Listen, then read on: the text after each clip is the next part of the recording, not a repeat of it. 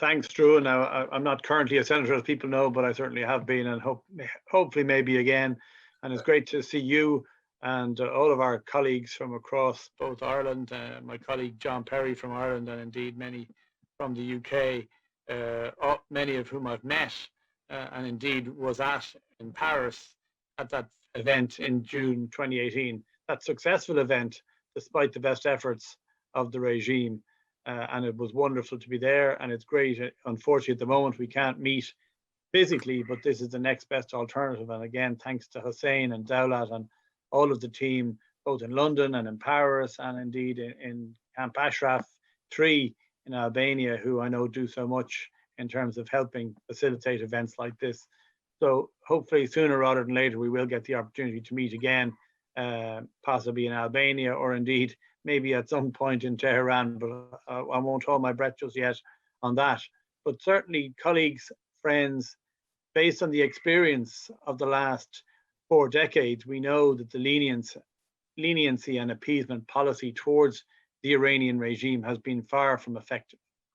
Its record of human rights violations has worsened, its meddling and destruction in other countries in the Middle East, and its own terrorist operations and plots in other parts of the world, including particularly in Europe, have increased. These have all happened due to emboldening the regime to a policy of silence, leniency, and passiveness, where we think that turning a blind eye or hoping that it will improve, clearly this policy hasn't worked. It's not just been unsuccessful, but it has been counterproductive.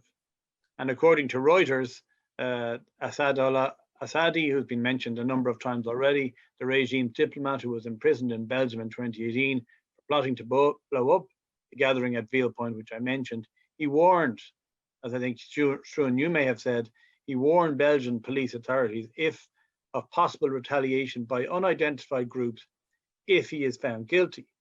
Now, we don't want to prejudice any trial that's coming up next month, but I think the evidence is not going to trial without a fair body of evidence behind it. His comments are a blatant attempt to obstruct the course of justice by means of threats of terrorism and blackmail. And this is what the Iranian regime has been doing all along, blackmailing the West by threatening and carrying out terrorist attacks against its citizens and interests. And it only makes sense for this to be stopped at once, for our own sake as much as anyone's.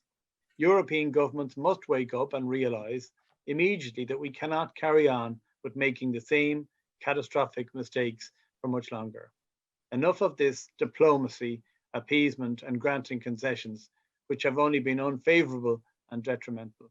It's important that we understand what needs to be done to stop such a criminal regime from committing further crimes on European soil, although this is long overdue, but better late than never.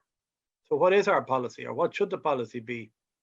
It is certainly beyond just talk, condemnation, and words of warning. It requires, as others have mentioned, practical measures and action. Mrs. Rajavi has said the right policy can be summed up in a single word: firmness. That means firmly dispensing with everything that enables the regime's terrorist activity and firmly responding to every single criminal act. This doesn't happen without money either, and we know that the funds must be targeted of those involved. Any embassy of the regime that is involved in terrorism must be closed, and the diplomats and operatives engaged in such acts put on trial. The regime's espionage and terrorism centres, including companies and cultural centres, religious buildings funded by the mullahs, must all be closed. And financial transactions, as I've mentioned, by the agents or companies of the Iranian Intelligence Agency or the IRGC Quds Force must also be blocked.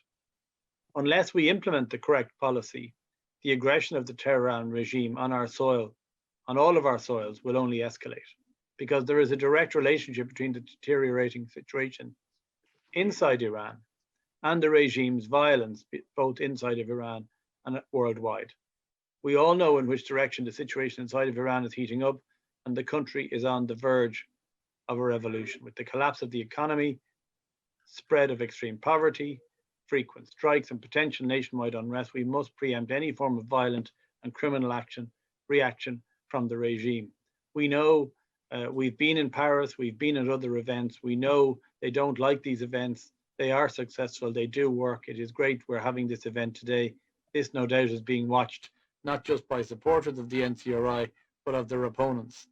And some of them will be out mentioning, looking at what we're doing and not liking it.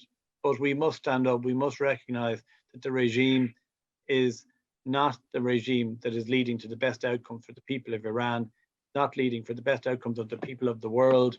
Much of what's happened in Syria is funded by Iran and supported by Iran, the regime, and has caused conflict not just in Syria, but by displacement right across Europe and other parts of the world.